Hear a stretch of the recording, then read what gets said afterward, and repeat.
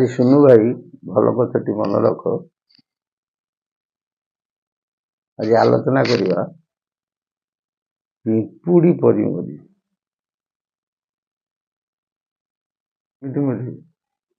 पिंपुड़ी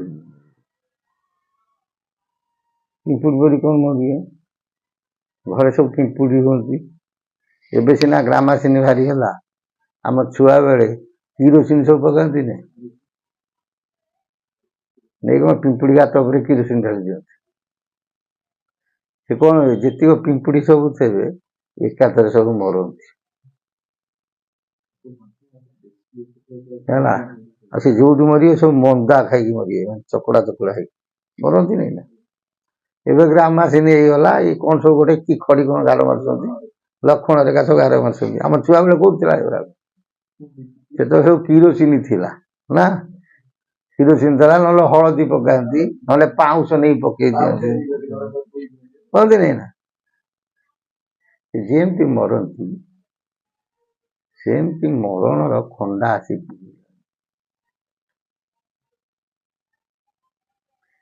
माने समाज देखले बहुत दुख लगुच। वर्तमान शिक्षित समाज केते कुपथगामी होउची ता मुखरे वर्णना करी मूर्ख तो मूर्ख जोराक शिक्षित वर्तमान समाज जहाँ शिक्षित बोली कहते एते कुपथगामी होउछंती माने कलना। वर्तमान देख लोभाग्रस्त मान वर्तमान लोभ शक्तिटा समस्त जातीगला छाड़ी जहाँ को छाड़ी से सब हीन होकर रही लोक कुकुर माकड़ परी भावुचे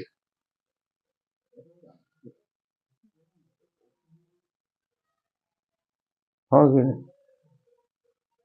गोटे भल कथा नुह ना दिने दिथ माने आम छक उपरକୁ जाऊ सब बेले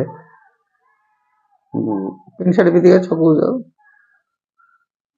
मझे कौन है कौन गोटे बुलू ढुकिला आम 5 हाथिया गामुछा पिंधिक छक जाऊ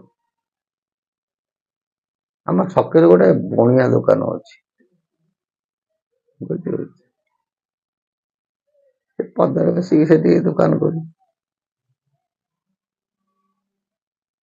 गले से बणिया दुकान पिंधाटा बड़ पिंधा ना जाइए अकस्मात आम गोटे फोन आसला गोटे नंबर नवा तसमा पाखे नहीं आमको जाल झाल देखा आम गलु से पिंधा पाखे जाए गोटे कर को बसी पड़ी से माने लाइट दिए आम नंबर टाक देखु से व्यक्ति से आसिकी बही फटकिन उठी आस कौन सियाड़ी बस सियाड़ी बस तो फोन टा धरीचु से आम कौन कलु आ दुकान रही साइट दुकान पलि आसिकी से तार सेमती होता है आम फोन नंबर फोन नंबर देकी काटिलु फोन काटिदेलु पचारू हे बाबू तू कहीं कथा आमको कहलु ना आप गामछा पिंधिक आउन तो लोक काले खराब भाव से आम जा हो तू आमर आज गोटे गुरु हेलु वर्तमान समय गामुछा को आ सम्मान तापर दिन तू ट्रैक पैंट पिंधिगल हाँ सारे एमती आम कहल अरे हे भाविलु समय केते निचस्त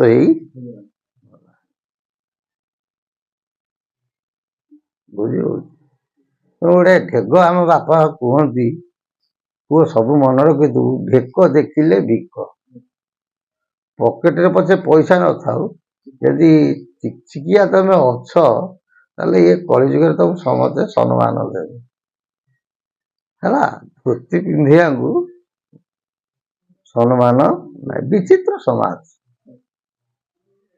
ସେ ଚିନ୍ତା କରିବା କଥା। ପାଶ୍ଚାତ୍ୟ ଦେଶର ଲୋକମାନେ ସେମାନେ ଧୋତି ଗାମୁଛା ପିନ୍ଧିବେ,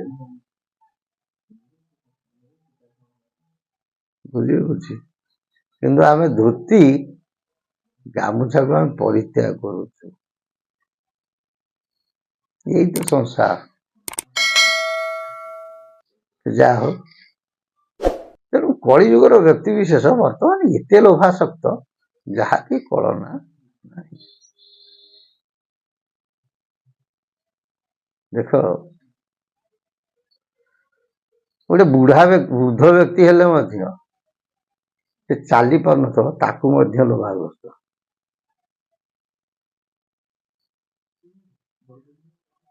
ବୁଝିପାରୁଛି? ମୋ ଘର, ମୋ ଦ୍ୱାର, ମୋ ପୁଅ, ମୋ ଜମିବାଡ଼ି, ନା ନାଇଁ, ସବୁ ମୋର ପୁଣ୍ୟ, ସବୁ ଯାକ ମୋର। ଆଉ ଗୋରୁ ମାରି ଦେଇଛି, ପାପ ହେଇଛି, ଯିବି ବଡ ଦେଉଳକୁ। କି ପାପଟା ପ୍ରଭୁଙ୍କର, ପୂର୍ଣ୍ଣଟା ତୋର, ପାପଟା ପ୍ରଭୁଙ୍କର। ବାରେ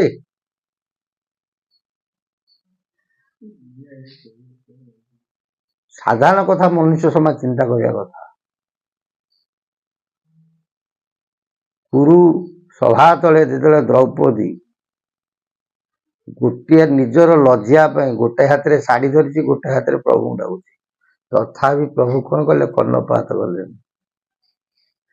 ଯେତେବେଳେ ଅତିଶୟ ହେଲା, ଲଜ୍ଜାକୁ ପରିତ୍ୟାଗ କରି ଆଖି ବୁଝିକି ପ୍ରଭୁଙ୍କୁ ଡାକିଲା, ପ୍ରଭୁ କହ୍ନେୟାରେ, ହେ କୃଷ୍ଣ, ହେ ଜଗତ ଜୀବନ, ହେ ସଚିଦାନନ୍ଦନ, ତୁ ରକ୍ଷା କଲେ ରକ୍ଷା କର, ତୋ ବିନୁ କେହି ନାହିଁ। ଦି ହାତ ଟେକିଦେଲା।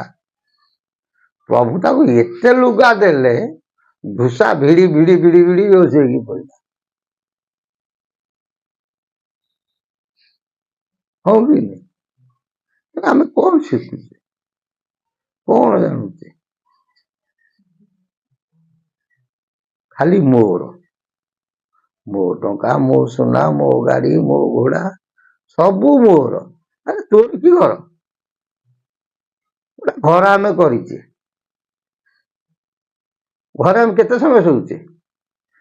ତମ କଥା କଣ, ଆମ କଥା ଆମେ କହୁଛୁ। ଆମେ 6টাରେ ଉଠୁଛୁ, ନିତ୍ୟ କର୍ମ ସାରିକି ନିଜ କର୍ମରେ ଗଲେ 10ଟାରେ, ଘରକୁ ଆସୁ ଆସୁ ରାତି 10। କୋଉ 2-3 ଘଣ୍ଟା ଶୋଇବା, ଫେର ସକାଳୁ ଯିବା। ଆମର କି ଘର? ଆରେ ଘର ପୁରା ଝିଟି ପିଟି ରହୁଛନ୍ତି, ତାଙ୍କ ଘର, ଅସରପୁଆଙ୍କ ଘର, ମୂଷାଙ୍କ ଘର, ତଥାପି ମନୁଷ୍ୟ ଚେତନା ପଶୁ ନାହିଁ।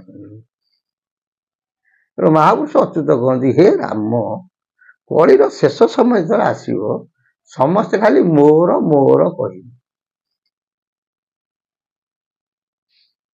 ମୋ ଘର, ମୋ ଦ୍ୱାର, ମୋ ଛୁଆ, ମୋ ପିଲା, ଯେତେବେଳେ ମୋର କହିବେ, ଆଉ ଏତିକି ମନେ ହେଇଥିଲା, ଯାହାକୁ ମୋ ସତ୍ତାଟା ଗ୍ରାସିଲା, ଲୋଭାସକ୍ତ ମାନବ ଯେତେବେଳେ ହେଇଗଲା, ତୁ ଜାଣିବୁ ବିନାଶ ହିଁ ବିନାଶ। ସେଥିପାଇଁ ଗୋଟେ ପଦ ମନେ ପଡେ, ମୋର ମୋର କହି ସରବେ ମରିବେ, ଅଚ୍ୟୁତର କିସ ଗଲା, ଚେତୁଆ ପୁରୁଷ ଚେତାରେ ରହିବ, ବିହନ୍ତା ପୁରୁଷ ମଲା। କହିଲେ ରାମ, ଏମିତି ସବୁ ମୋର ମୋର କହି ମରିଯିବେ। ଯେ ଚେତୁଆ ପୁରୁଷ, ଯୋଉମାନେ ପ୍ରକୃତରେ ବିବେକୀ ପୁରୁଷ, ଯୋଉମାନେ ପ୍ରକୃତରେ ଆତ୍ମଜ୍ଞାନୀ ପୁରୁଷ, ସେ କେବେ ହେଲେ ମୋର ବୋଲି କହିବେ ନାହିଁ। ହେ ପ୍ରଭୁ, ଏ ସଂସାର ତୋର, ହେ ପ୍ରଭୁ ଏ ଘର ତୋର, ହେ ପ୍ରଭୁ ଏ ଅଙ୍ଗ ତୋର, ତୋତେ ହିଁ ତୁ ହିଁ ରକ୍ଷା କର, ମୁଁ ଅଟେ ମାନବ। ଚେତୁଆ ପୁରୁଷ ରହିଲେ। ବିହନ୍ତା ପୁରୁଷ ମଲା। ବିହନ୍ତା, ଯାହାର ବିବେକତ୍ୱ କାମ କରେ ନାହିଁ, ସବୁବେଳେ ମୋର ମୋର କୁହେ, ଏମାନେ ଏମିତି ମରିବେ ଯାହାକି ଫଳ ରହିବ ନାହିଁ। କେମିତି ମରିବେ?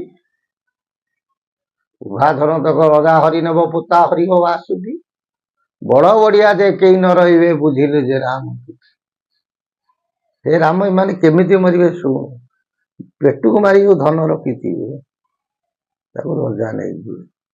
ଯୋଉମାନେ ସୁପର ଚାଲିକି କୋଠା କରିଥିବେ ଭଡା ନଗେଇବା ପାଇଁ, ତାକୁ ଆସୁକି ହରଣ କରିବ। କେବେ ଘଟିବ? ପୂର୍ବରୁ ଗୋଟେ ଆଲୋଚନା କରିବା। ଜୟ ଜଗନ୍ନାଥ। ପ୍ରଭୁଙ୍କ ସଦିଚ୍ଛା ପୂର୍ଣ୍ଣ ହଉ। ବୋଲ ଆନନ୍ଦ ଗवार ହରି।